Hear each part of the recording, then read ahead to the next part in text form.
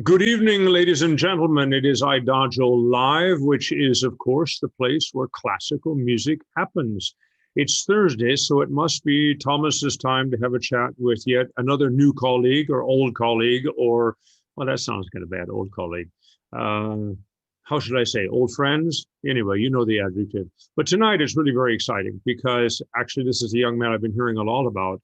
And in fact, because he is a direct, if I may use the word, protege of Michael Sisson Thomas, one of my oldest and dearest revered friends in this business.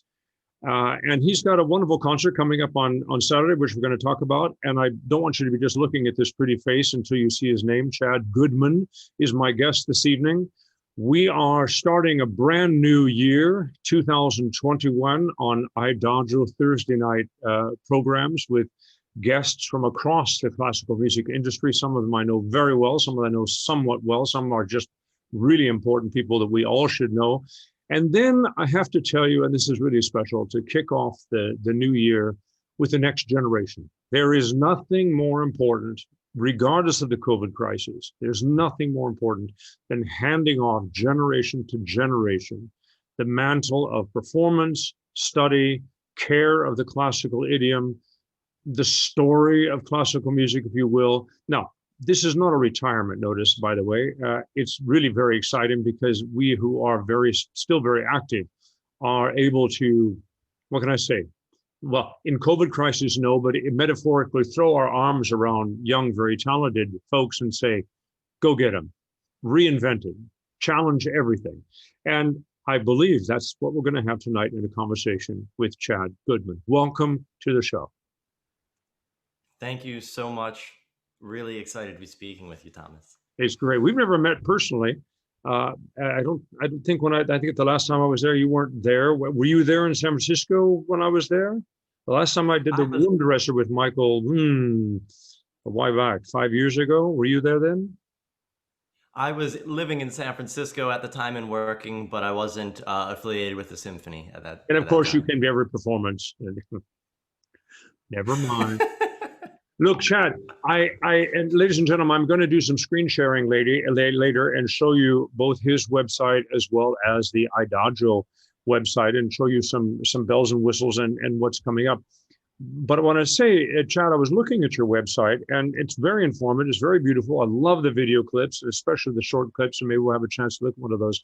But in fact, other than just kind of confronting Chad Goodman, there's not a lot about who you are, where you came from, what you've done. I mean, you're obviously at the bursting of a brilliant career, but you have quite a track record behind you. Give us the Wikipedia. I know people are getting tired of me saying that, but it's one of my favorite. Maybe I should give me the Groves Dictionary. Give me the whatever. Can you tell us where you're from, your musical genealogy? You know, did your dad play the snare drums? Did your mom play the tuba? You know, do you have sisters and brothers? You come from 12 siblings that are all professional musicians, you know, whatever the highlights might be. Who are you? Where'd you come from? Absolutely. I grew up in Baltimore, Maryland, and I'm actually a third generation trumpet player in my family. Love it. My father and my grandfather both played trumpet. Neither did it for a career, though. It was a passion. My grandfather ran a business and on the side ran a big band during the big band era. I love it. And my father played trumpet through high school, through college. He was in rock bands. You know, back when the trumpet was the hip instrument, you know, Chicago, Blood, Sweat, and Tears, Tower of Power. So he was involved with it then. And when I was 8 years old is when I decided to play an instrument, and I chose trumpet. And so my father, who had not played the horn for years, picked up the trumpet again and gave me my very first lessons. I love it. He still plays to this day. So whenever I go home, we play duets, we listen to music. It's a really special you grew up connection listening I have to with my dad. You grew up listening to Blood, Sweat, trumpet. and Tears? And so after taking my first trumpet lessons with my dad, I then actually started studying with an extraordinary jazz trumpet player in Baltimore. And that was my musical training. My first years were actually in jazz. They weren't even in classical. Wow. And so it wasn't until I played in a youth orchestra in eighth grade with the Maryland Youth Symphony that I first got my dose of what it felt like to be in a symphony. And I still remember it. I feel like everyone remembers that moment when they realize this is what they want to do as much as possible. And we were playing Dvorak's New World Symphony, and I remember just getting goosebumps up and down my entire body. And I'd never experienced that up to this point in my life, from making music, from really doing anything. And from that point on, I knew I need to find a way to do this for a career. And so I studied classical trumpet and ended up going to the Eastman School of Music for my bachelor's, working there, and then moved to San Francisco for my master's degree in trumpet. And while I was there, Why with trumpet? Is there a special trumpet teacher out there, trumpet professor? yeah, I moved out there basically blindly to study with a trumpet player named Adam Luffman, who's the principal trumpet of the San Francisco Opera and as well as San Francisco Ballet orchestras. And so I packed up, drove across the U.S., moved there, and in the first week of classes, I ran into someone in the hallway. And you know when you have those moments where you lock eyes with someone, you both realize we know each other, but I don't know why we know each other. All right. And so I had this moment with a professor in the hallway, and we started talking, and I realized he had guest conducted me several years earlier when I was playing a concert with the Eastman Wind Ensemble. And so we started talking, we really hit it off. And after 1 or 2 weeks of playing in his ensembles in grad school, he pulled me aside. His name was Martin Zegelke, and he said, Chad, I really am enthused by how you phrase how you're making music, and I love talking with you. I just have a feeling you would make a very fine conductor. I would love to be a mentor and just offer you weekly lessons if you'd be interested. So up until this point, it had never crossed my mind to be a conductor. I was not the Dudamel who you have, video footage of him conducting stuffed animals at age 9 in his room. Conducting was not up here for me. I was going to be principal trumpet of the New York Phil. That was the goal. And all of a sudden I started taking conducting lessons, and it just felt incredibly natural. And it just seemed like the right fit for who I was, for my personalities, for the strengths I had, a love of public speaking and psychology, and how do you get to work with people. And, Yeah. What was it that when you kind of started to shift? What was that first experience with an ensemble that made you feel good as a conductor? I mean, actually, some conductors who were on their way and have no instruments very well and so forth, and made it. It's not that they didn't want to. In fact, obviously, they wouldn't have done it if they didn't want to. But there was some level of regret, or at least some. Well, I had to let that go, but I think this is what I should be doing. And do you know what I mean? But it sounds to me like you had very much more, but part of that is because sometimes being a conductor, they feel like they're not making music as much as they are conducting traffic. Yes, well, yeah, it's funny you bring this up because I ended up doing both. I had a professional trumpet career following grad school while I was building my conducting experience. So I still was playing trumpet and enjoyed that deeply. And in fact, I think all of the professional experience I had on the other side of the podium has had a really profound impact on how I am as a conductor, because I worked with so many great conductors over the years. And so following grad school, I decided I take the field of dreams mentality. I'll build my own orchestra. If you build it, they will come, I figured. Exactly. And so I started a flexible instrumentation group called Elevate Ensemble, which was every show had a different setup, up to 18 musicians. And I just hired all my friends that I was freelancing with as a trumpet player, playing with all these great orchestras. And this was in San Francisco. This was in San Francisco. This is all happening in San Francisco. Everything was happening. I was still teaching trumpet simultaneously. I had a full teaching studio. I was gigging as a trumpet player. And then I thought, how hard can it be to start a nonprofit? Turns out that one's a bit of a doozy, but it ended up going very well. And I started from very humble roots. I covered all the expenses for my first show, and I used a yoga studio as my venue. I commissioned a local composer, a young composer from San Francisco named Danny Clay, to write a piece to open it. And I had about 100 people show up to this yoga studio for a program that was primarily contemporary music. And it started to snowball. And Forbes ended up writing an article on what I was doing and connecting with young audiences, because my goal was I want to connect with all these millennials who work in the tech and finance sectors, which obviously Silicon Valley is right right down south. And so I started to connect with just that exact audience. So our audiences were primarily in their 20s and early 30s. I'm And glad you mentioned that. I love the bio, but let's just cut straight to the chase. I mean, that what in San Francisco on the West Coast, that's one of the golden keys everybody's looking for. How do we get those silicon giants to come down to the opera house? But I do an awful lot of mentoring of young singers, and I very often talk to them. I say, look, it seems that there's an endless line of next generation musicians. I'm passionate about music, passionate about learning, all of that, you included, but also singers and right across the board. Why don't we have that same passion as audiences? And I very often like to talk to my young colleagues and ask them, do you invite people from, do you have any friends in the history department? Do you have any friends, starting in some other occupation, in some office, someplace in social services or whatever, and are they at all remotely interested? Because everyone's very concerned that the age of our audience is ascending disproportionately with the crescendo behind them. I think there's interesting conversation about that, but I just want to land on this. Getting millennials, you were passionate about doing that, regardless of the success of the nonprofit or the money involved. What was how did you do that? Who did you go to? Did you just Absolutely. No, it's I think the hot topic in the classical arts. How do we connect with young audiences? And for me, what I found, because I knew this was my target demographic, you obviously know that you'll never be able to cater to everyone, right? right. That's a big plan for failure. So I said, I want this to be my core demographic. So I formed an advisory board of all people who were in different sectors, from tech, finance, photography, videography, all these different sectors in the Bay Area, who were all young, who were all part of that demographic. I think if you want to connect to a certain demographic, you need to have a team that's already part of that demographic involved.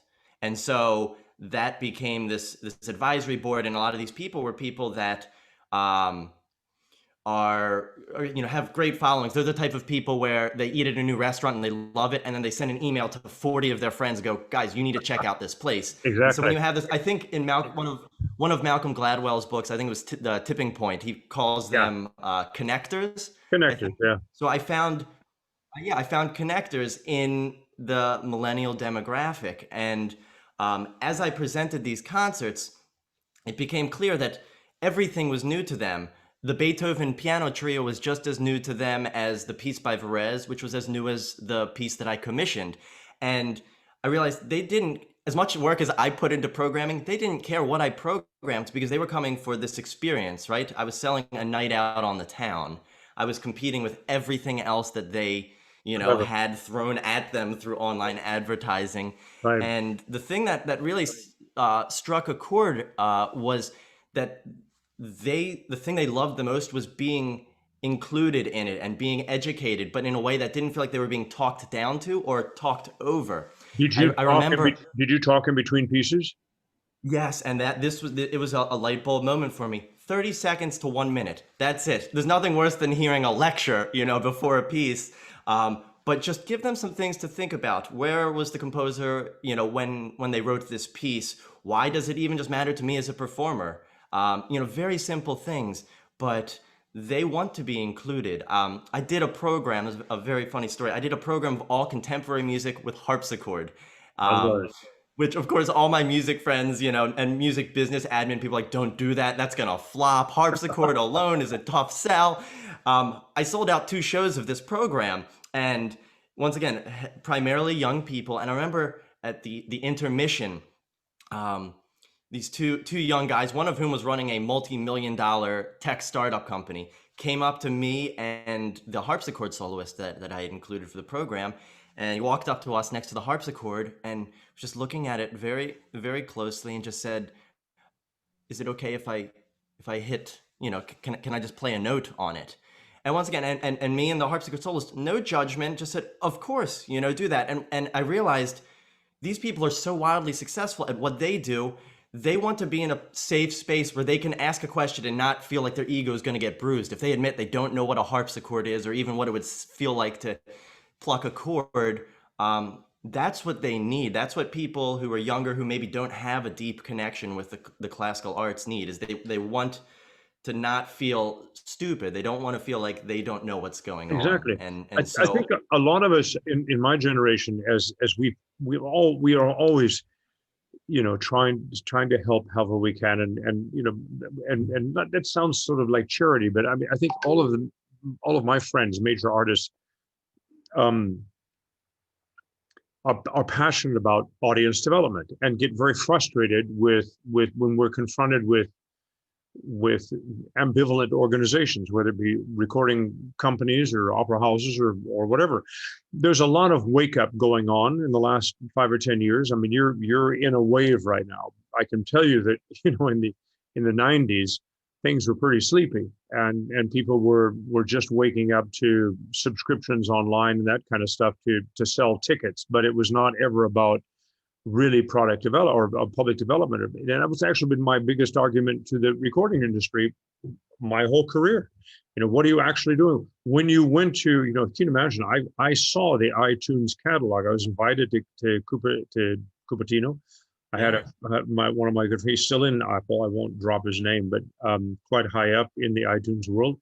But he invited me to come have a look because they were about to launch iTunes. Can you imagine? Can you imagine? And a friend of mine was actually the guy who was helping them get classes together. And I looked at this, it was very exciting to be on campus, of course. I'm a big Mac guy, so it was a little bit like, being, well, it was just enormous. And I looked at that and I said, oh, this is great, but, where's the new stuff? And they said, what do you mean new stuff? And I said, well, all of these recordings I actually have bought, and some of them were even takeout for $2 down in Los Angeles, 10 years ago. Oh, well, this is what the companies are giving us, and they want to see if this is going to work. I got when they launched iTunes. Can you believe this? When they launched iTunes, they were hoping for 1 million downloads in a year. 6 weeks later, it was whoops. Okay, we have touched on something, and it was really exciting. But the point was, and I said, okay, make sure that the record companies can you guys, since this is a placeholder, this is a database, you can also have non-music. What do you mean? I said the booklets. Record collectors collect records sometimes because of the cover. Yes. All of us love and have learned so much from reading the backs of records. Michael and I've talked about this a lot. I mean, you just got a new record and it was like, wow. And there was this information. And some of it you open it up and it was even double wow, And then came the shrink wrapped CD thing. And then the program books got tighter and smaller and so forth. What was the problem in having the PDF book? And now I would say half and half. Now they sort of do it, but that's a new invention. It's little things like this. But what I really started to say was, whenever these conversations we had in my generation, we underestimated across the board the intimidation level. And that was as much the buildings that we perform in as it was the things you're describing here. So it just seems to make a lot of sense. It's just how do you actually get those people to know this is a safe place for them to be? Yes, it's so true. And something else that was really interesting, Thomas, is that I decided with my group, with Elevate Ensemble, to establish a composer in residency program. And I would pick a young local Bay Area composer every year and do several commissions from them. So that way we could actually develop real relationships. As you know, because you've done so much with new music, that it's challenging because all this money goes into a premiere and then sometimes it just happens once and then it doesn't resurface. And so I wanted to develop stronger ties with the local composers. But my requirement was, if we pick you, you have to be there to talk to our audience. They need to know that, I always say that I think young audiences think of the occupation of composer as something that dead people did. It's but obviously it's a living, breathing thing.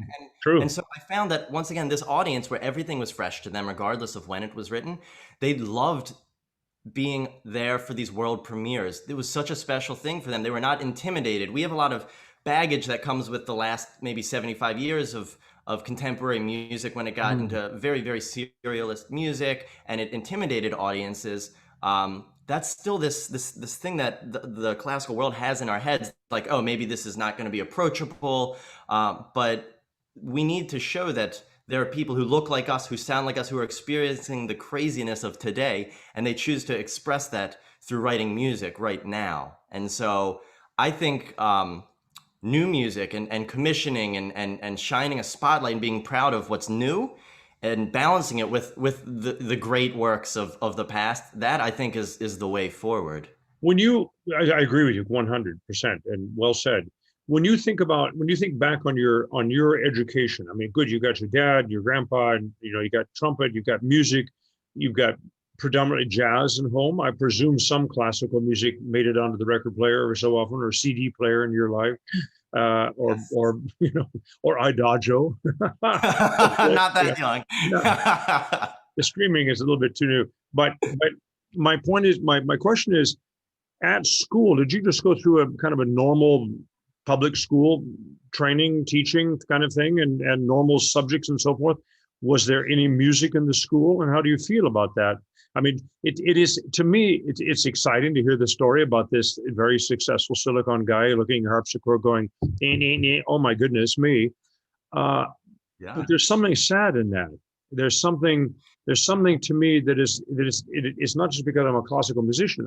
I think that not being invited to understand where the classical canon came from and why is a hole in someone's education, and quite frankly, someone has stolen part of the building blocks of a richer, fuller, more interesting life. Go. Yes. It's I couldn't agree more, Thomas. I just think that, in particular, I only know my experience of growing up Right. in the United States. I went to public school, all through grade school, was public school systems, and I had music. But in my school, you had a band, and if you Okay. played wind, brass, percussion, and orchestra was exclusively strings. So kids grew up not even knowing that a symphony orchestra is combined Oh, strings, there you winds, go. brass, percussion. You wouldn't even know that unless you had gone to the symphony or something like America that. is a much And deeper band tradition. There's no question about it. The orchestra it yes, becomes exotic. I didn't have much strings in my background either, but that yeah, your school had a band and a choir and a marching band, I suppose.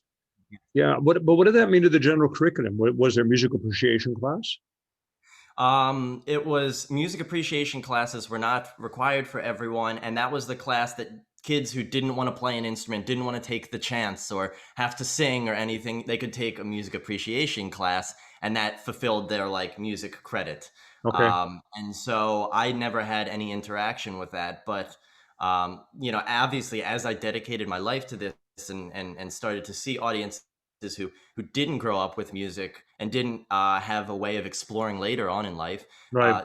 there really was a piece of them missing. And so for me, a big part of what I hope to do as a conductor is really reform, reshape, and restructure how education concerts happen. I think there are very traditional programs. You have all the elementary school kids go to the symphony, for a field trip, and it's Peter and the Wolf, or it's Carnival of the Animals, and this is beautiful music tied in with story. Yeah. But I think we need to hit on things that they can relate to, and something sort of flashing forward to the present that I'm really proud of, to be affiliated with New World Symphony, is they are, leaders in sort of experimenting and trying new things. And actually, I just released last month an education concert entirely done virtually using archived video performances and a few chamber works that were recorded in the fall here. Yeah. But I built a program revolving around the theme of climate change. The entire program is composers and how they were inspired. You take like maybe looking back, Debussy, composers of the early 20th century, they were inspired by nature, but composers of today are inspired by how nature is changing.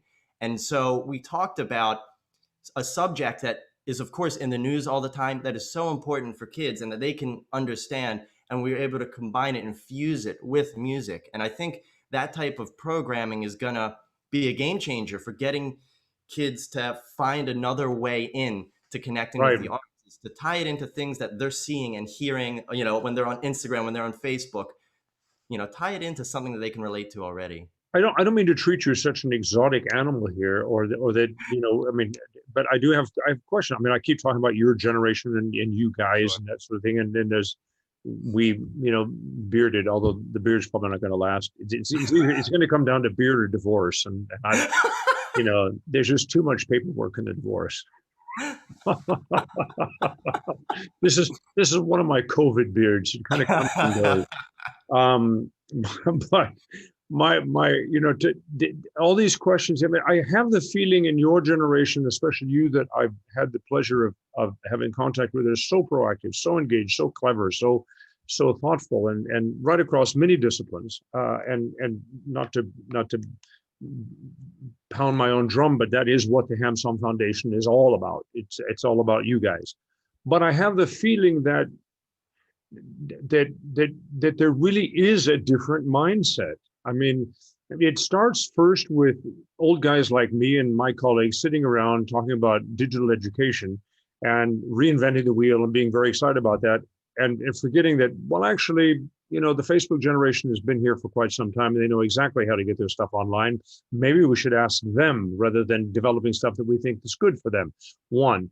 Two, the sensibilities to these big questions. I mean, without a question, the demographic of the climate change issue is absolutely not just partisan, but generational. Yes. And I think this goes for a lot of subjects. I think the world that your generation imagines we should have, and I don't want to get all political here, but music is political. Music is an evidence of a society, and that you have demonstrated very beautifully. How do we start bringing these things together? I mean, obviously, what you're doing is good, but I know you've been part of some think tanks. Am I right in saying that music is being deleted from schools? Am I right in saying that we're going down the wrong way and that we need to revitalize? Is there a different conversation about public school systems we need to be having? Is there, I mean, what is the ensemble called? They just black out. Elevate Ensemble. Yeah, your Elevate Ensemble. Somebody should be paying you guys to do school tours. Mm-hmm. I mean, it takes a little bit of time. You got to get the kids in the auditorium, but actually, no, just go into the classroom. I've been building templates for teachers so that they can teach history, sociology, psychology, social studies, economics, and take 10 minutes of 15 minutes of their teaching time and focus in through a poem or music on that very subject in cross-disciplinary. Are those kinds of things going to resonate with the coming generation? Yeah, I completely think that's the way we should be moving, and it's things that I've seen through initiatives I've done on my own. It's an amazing thing that New World does. The New World does that for all of the education concerts that we present. We also have a team that puts together study like lesson guides that the teachers all receive in the public schools, and they will, for several weeks leading up to our concerts that they see, work through it and talk about the subjects that are going to be approached, listen to excerpts of pieces from the composers. And I think that is the way forward. We need to introduce things and maybe it's in bite-sized pieces. Maybe it's, once again, giving them a taste of something. Listen to a really powerful aria, listen to the exposition of the first movement of a symphony. I think kids, just like adults who didn't grow up with it, are also intimidated by the scale of classical music. Oh my God, if I go to see an opera, I have to love 3 hours of music. That's what they're thinking. And I think it's important that we provide a gateway into it, and an understanding that you might not love every second of it. That's fine. I think we're up against that's really music fine. That's in fact, be so engaged that you say, I don't like that. Great. But it's only, 20 minutes of your life, you'll be okay. Yeah. And it's I always love taking friends who didn't grow up going to a symphony concert and sitting with them. And I always prep them before a concert to say, yes, we're here for 2 hours, 2.5 hours. If you zone out at some point, that's fine. If you start thinking about a childhood memory or something pops up, that's great. If the music takes you there, that's great. The important thing is, we hope that this experience, you're going to latch on to a few things. Something's going to grip you and it's going to shake you, or you're going to get goosebumps, or you might get tears welling up. And it's those moments that we're shooting for. It's not that you need to be enamored by every second of a performance. That's not the point. The Good for point is that you. you connect to something. Let's catch up our story a little bit. Ladies and gentlemen, we've referenced the New World Symphony, which is the brainchild of Michael Tilson Thomas out in South Beach, Florida, run by Howard Herring and John Keyser, also two of my close friends, and I admire so much what Michael has done and the group has done out there. And we're going to talk about that in more detail. But first, in your story, we were very heavily San Francisco and getting started. Did you already in that time meet Michael or start? Is that how the conducting thing came up? How did you get from San Francisco to New World to Miami? Yeah. So strangely enough, actually, Michael and I didn't know each other when I was in San Francisco, and I was working with my contemporary group. I was working with community orchestras, and then I actually started serving as an assistant conductor to guest conductors with San Francisco Symphony. So of course, with MTT being the music director, I was never involved with him. I was hired to work with all of the guests. So for all the weeks he wasn't there, I started to work with the symphony. So for the last 3 seasons, I was working with San Francisco Symphony, but never with Michael. And then I had the opportunity to come down and conduct for Michael with the New World Symphony in this masterclass, basically. And there were several conductors, and they ended up picking one to be the next conducting fellow. And I was fortunate enough to be selected. There's only one conducting fellow. Yes, there's only one. So wow, bravo, congratulations. It still hasn't sunk in. You've known Michael for years, and I've known him since I first got into classical music from the recordings. I was telling you earlier, as a trumpet player, I was like, of course, gung-ho for all of the big brass, big loud music, and of course Mahler tops the list. And so his recordings of all the Mahler symphonies, I worshipped those CDs. I wish I could say I wore out the LPs, but they were CDs for me. But it was that equivalent. The series is a wonderful document. The whole series. I was very honored to be part of it. But it was, he's marvelous. Good for you. Anyway, go ahead. Sorry. And so to flash forward to 2019, where I'm conducting the New World Symphony, MTT is sitting on stage watching me conduct his orchestra here. And then to get the call that... Now, wait a minute. That has to be a moment. I mean, I know you're smart and you're a professional, but is there a moment in the middle of some pattern and some incredible thing, and you think to yourself, Michael Tilson Thomas is sitting in the corner wondering whether I actually can get them to stay together, whether I've got it balanced. I mean, is this happening? There were flashes of it. I was doing my best to not think about that, to really be in the moment with the music. But of course, he's sitting behind the violin section. So I'm like, and I'm cueing the violins, and you catch that flash. You catch the blue glasses. You catch. Yep. Yeah, you just see that pop of blue color from his shirt, from his glasses, in the corner. You go, okay, so he's still there. Noted. I'll cue the cellos now. I'll look this way. But but the cool thing is that by the time you got to that point with him, you had quite a track record.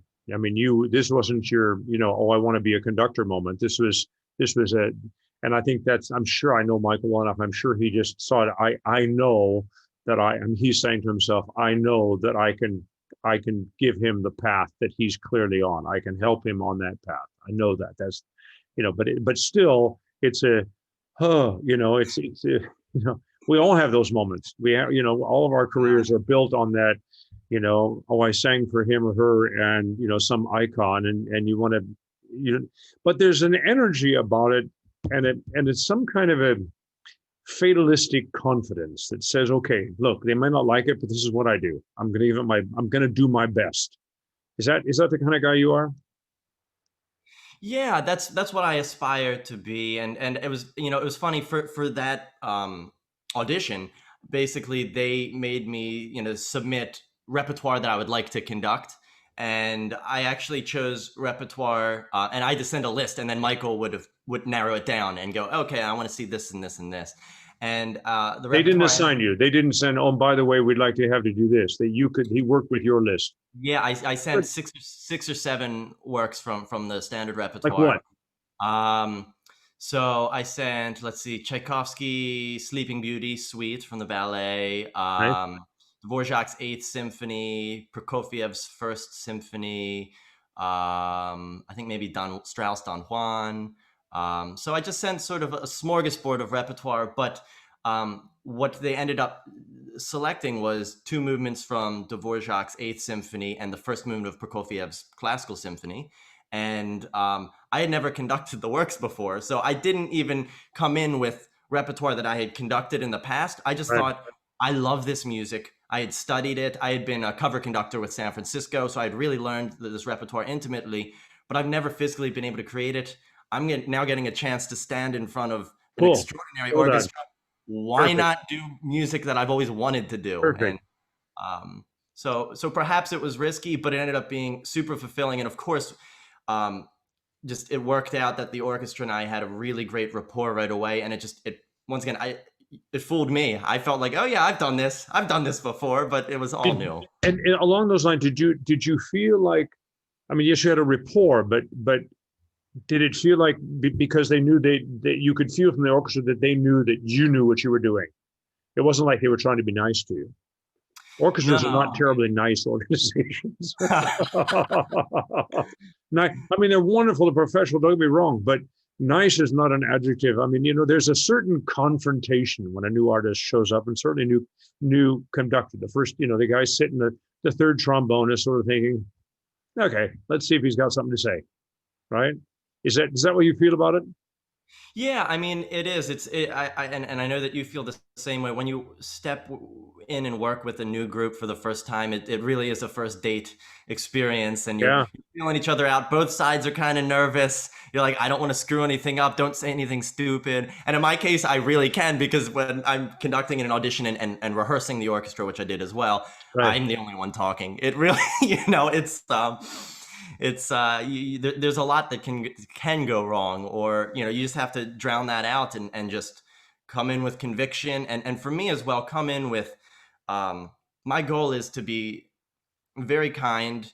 I think the past long history of the dictator as a conductor is dying. Thankfully, it's fading away. Fear-based leadership, we know, is ineffective. So my goal, especially as a young person, is to come in and make it clear through my expression, whether it's musically or through speaking, that I respect what everyone has done to get to where they are on that stage, but that I also have very, very clear ideas of what I think this music can be and what we can do to reach those goals. So I try to come at it from a place of respect. Have you had a significant pushback moment yet with an orchestra? That can remain nameless, but have you had the Leonard Bernstein moment when Lenny, when he was real Lenny, and he's doing the famous story, and he's talking to his group in Boston at Tanglewood, and he goes off in the Mahler moment and so forth, and he sort of does as Lenny does, and he sort of wraps it all up in this fantastic thing,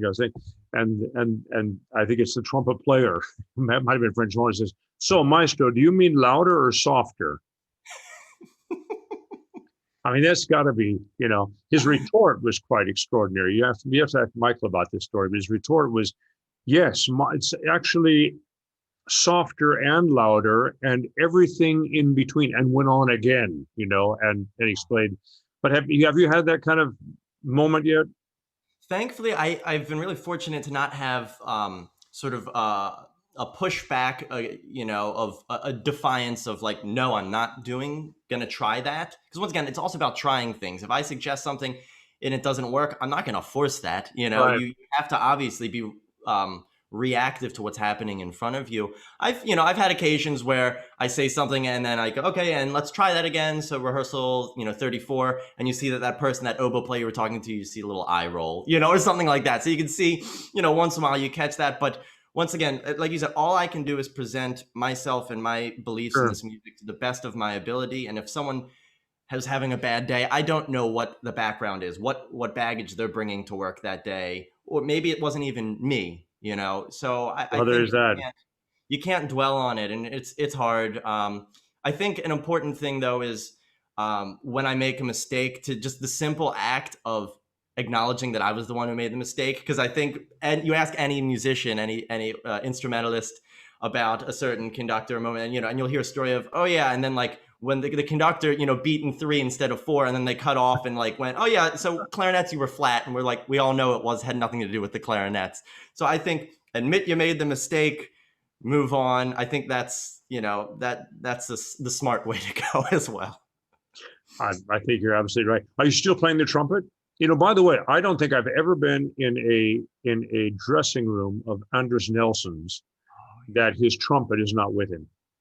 And you will hear him in the intermission doodling, dawdling. Is that what you do as well? I do. I still play, and it's funny because obviously it's not part of my career anymore.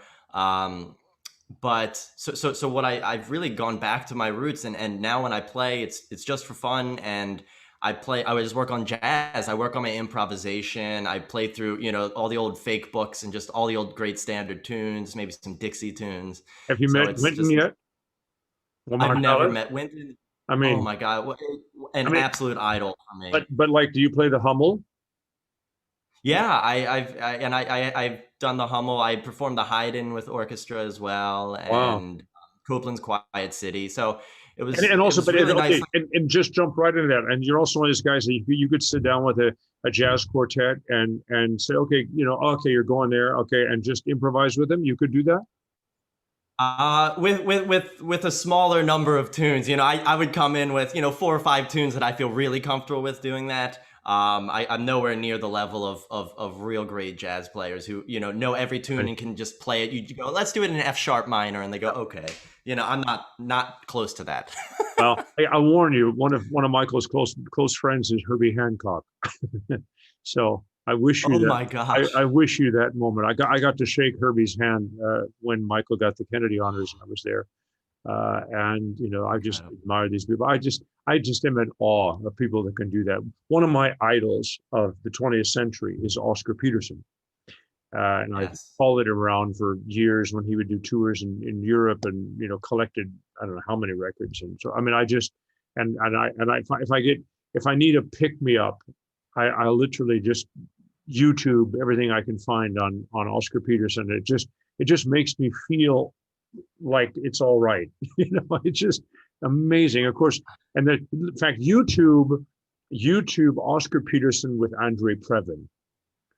And this is gonna blow your mind. And they sit down and actually improvise to each other on T for Two.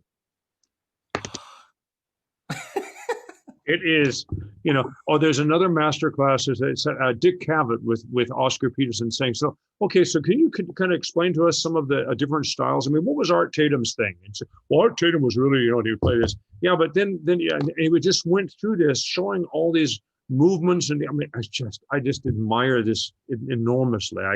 I'm just smart enough to recognize that it's genius and way off the mark of being part of it, but I love it. I wish you that. I hope you keep doing that.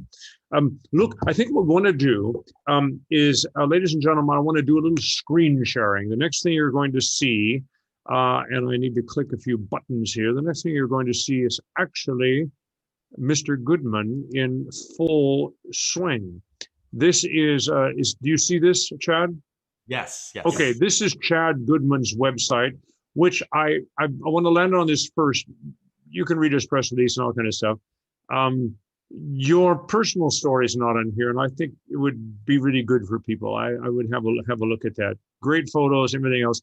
What I love down here is the media, and why does a conductor use a baton? It's why does a singer open his mouth? Why does the French player put the hand? How conductors are like time travelers.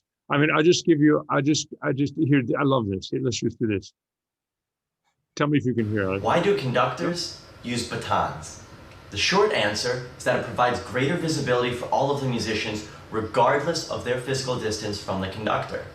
With percussion and brass sections sometimes located 50 feet away, it's very easy to see a white baton, especially given its contrast to a darkened concert hall that lies behind the conductor.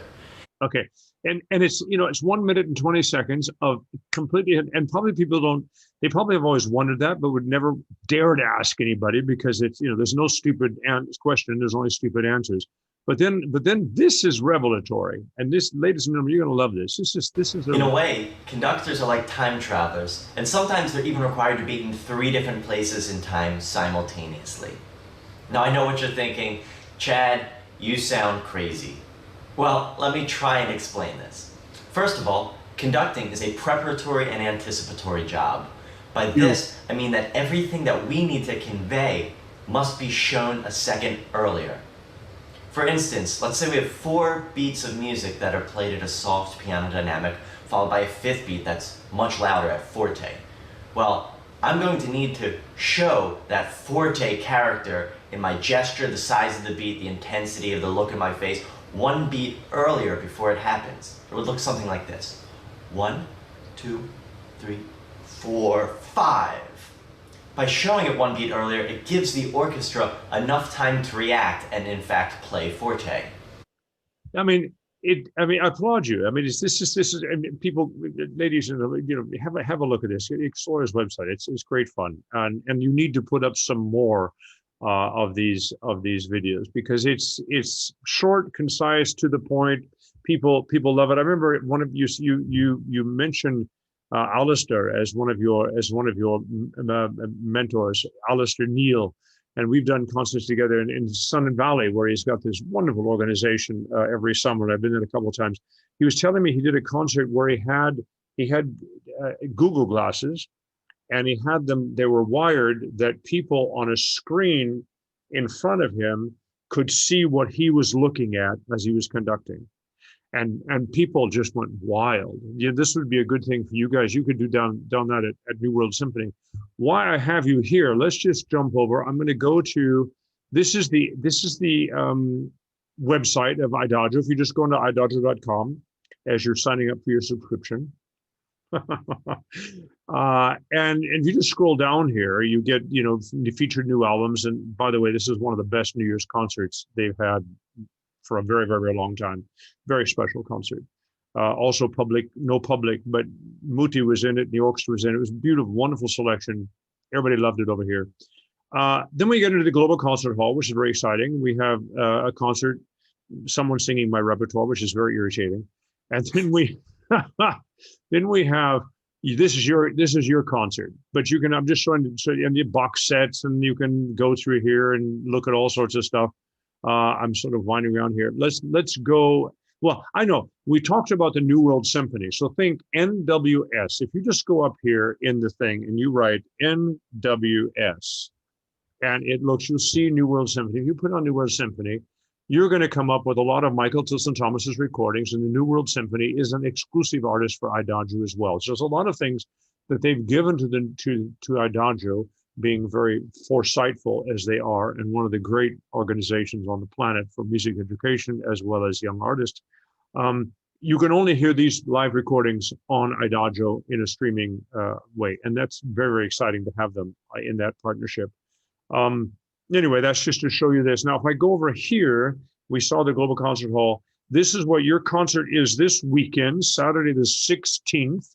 I love it. They've even put 0130 Central European time, which is my time. But it's going to stay online for a couple of days. So actually, when you get up and you have your coffee, you can actually go listen, look at the concert. It'd be quite fun. You do need to sign up for it. It is a paywall. It's a very generous price. I think it's around 10 or 11 euros. So it's not going to break anybody's bank, and you become a wonderful member and hear music and experience new artists. By the way, Global Concert Hall was launched last June. And I can already tell you, in these 6 months, which have been extraordinary, Vienna Philharmonic, London Symphony Orchestra, Yo-Yo Ma, Mari Samuelson, I mean, a lot of wonderful, wonderful concerts. The genius of the thing is that it's live, it's analog and digital, meaning whether or not there are people actually there at the concert or not, it's produced for that as well as the digital realm. It also is like a performance in that it is available at that time and for a very limited time afterwards. It does not go into a database. It does not go into a library. You're not signing up for a subscription. It is literally a global concert hall experience. And I think a lot of people are getting very excited about that. What I wanted to tell you is that in the first 6 months, we have a very exciting, and you're going to love this, Chad, statistic. 48% of the people visiting the Global Concert Hall are first-time classical music listeners. This Yes. is this just floats our boat like crazy, as we say. So this is very exciting. This is Michelson Thomas and the New World Symphony. Tell me about the face-off, a battle of the instruments. What's happening here? So I think this plays into, you know, what I was saying earlier about how New World really is on the forefront of experimenting and trying new ways to present music. And this is actually the third iteration of Face Off. They've had it last season and the season before.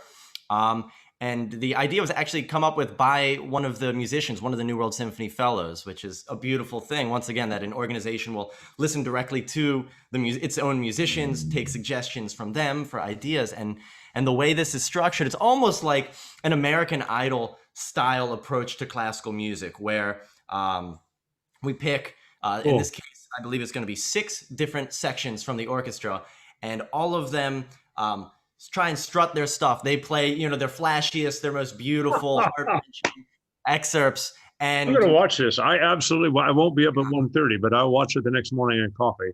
I love it. So it's great. So everyone performs, and also a leader from each group starts by trash talking the others. You know, why would you want to vote for us? And you know, oh God, why would you want the cellos to? You know, it's hilarious. Are we going to hear viola jokes?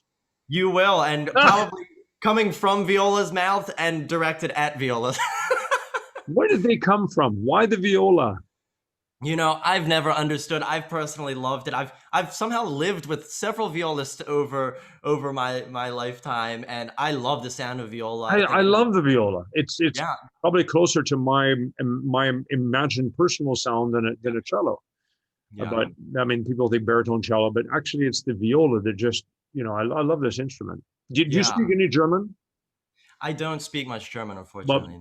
But for audience that does, there's a joke that says, well, what do you call a viola in German is Bratsche. And what is a Bratsche? It's a diesel Geiger. Which means it's a diesel, like a diesel car. It's a diesel violin. Yeah. Bratsche is a diesel Geiger, which I've always found really humorous, but I have strange humor. Anyway, so this sound off is going to be a lot of fun. Are you going to play? So I'll actually be co-hosting this with a local DJ and hip hop artist. And basically it's almost like sports commentating. We're going to be sort of talking about it and analyzing and breaking them down after every performance. And then the audiences will be able to vote from their phones or from their computers for who they want to advance to the next round. So it's eliminatory. And at the end, you'll have one section that is reigned, you know, the champions. Very fun. I love it. It'll be fun. I promise I'm going to watch it. I look forward to it. Tell me a little bit, or tell us a little bit about the New World Symphony program, atmosphere, curriculum, day in, day out, as much as you can. I mean, you're just starting there. I don't know how much you know. I've had New World Symphony leaders on here, and some of your extraordinary colleagues that have been down there for a couple of years before you in the percussion world. Had Michael on as well, and we'll have them, by the way, ladies and gentlemen, regularly. The New World Symphony will be here at least once a quarter, also with their tremendous development of and participation with the Adagio platform. They are one of my go-to organizations that I learned so much from. I think Howard and John are just enlightened. What can I say? Do you know them both? And tell me about the program. Yeah, I really can't say enough about New World. They're really on the forefront of everything that's happening. I mean, the programming I think is very adventurous. We have, you know, as you know from all your visits, the concert hall designed by Frank Gehry. It's absolutely stunning. They shoot everything we do in 4K. You know, we have a full-time video staff. So of course we hit this pandemic and no one's able to perform. New World, because they've been doing this for years, has a back catalog of season after season of these concerts shot cinema style in the highest quality. It's just absolutely extraordinary how they've infused technology into everything.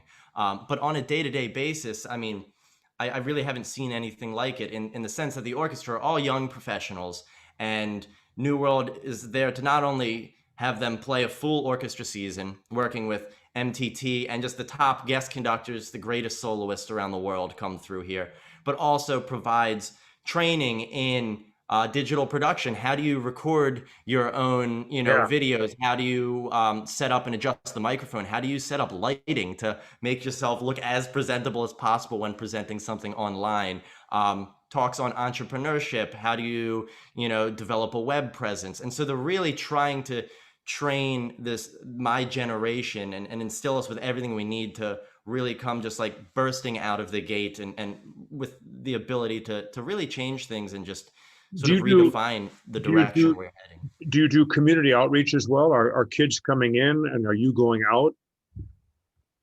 Yes, and obviously pandemic-wise, now it's all been online. Like I said, this education concert was sent to all the South Florida public schools have access to it. And we actually did it in a way, we designed this program so that there was live chat going on. So I would be there or some of the fellow musicians from the orchestra, and we would have questions that were peppered in throughout this program on climate change, and the kids could chime in and we could respond. And so we were able to really continue this dialogue.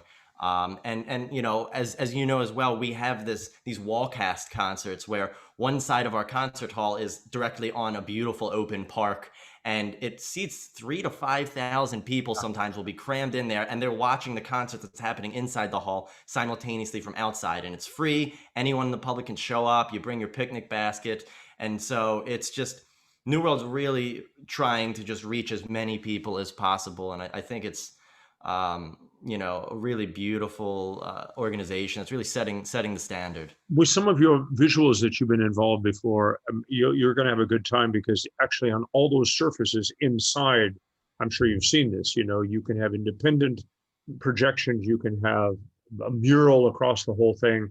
I imagine this is going to be a bit of a playground for you. It is, and last season, though it was abbreviated, as with that being my first year, I got the taste of it and was able to incorporate it. When designing a program, they'd say, "Why don't you talk to our light designer and talk about what colors you want the lighting to be?" And just like, so you're getting to work with a lighting team, video team, top-notch audio staff. It really is just working with projections and lighting and imagery. It's kind of it is. You summed it up. It's a playground. You just get to have fun and try things and. How long are you going to be there? What's that? How long are you going to be there?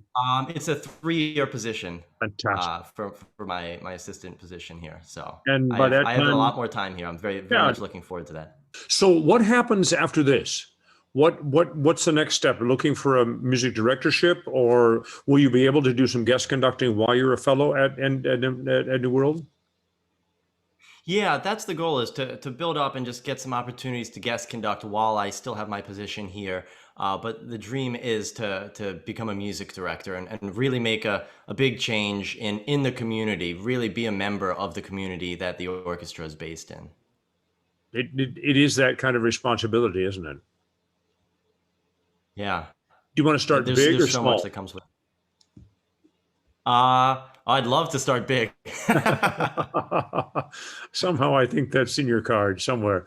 Look, Chad, it's been great to chat with you. Ladies and gentlemen, remember this name, follow this kid. It's just, sorry, kid, in my eyes, I don't mean it disrespectfully. I mean it incredibly endearingly. This is very exciting. And the New World Symphony, and check out Saturday night's concert. This is a lot of fun, Chad. What a great kickoff to 2021. I think everybody just wants to sort of I saw a cartoon the other day that there was this huge cow walking through and does what cows do. And this thing falls on the earth. And as the cow moves on, a flag jumps out of it and says 2020. So I think we all have that behind us. We're moving to 2021 with new talent and new music. We've got to get through the COVID. We're not done with it. We've got in America a lot of things we need to get through, but regardless of how tense things are now, there's plenty of reason to see light at the end of tunnels as well, both musically, artistically, educationally, and certainly politically. So it's up to you guys, whatever you're going to do. Be well. It's great. Thank you. Thanks for the conversation. Yeah, thank you, Thomas. I absolutely loved being here. Great. Good luck. See you soon. Good night, everybody. See you next week.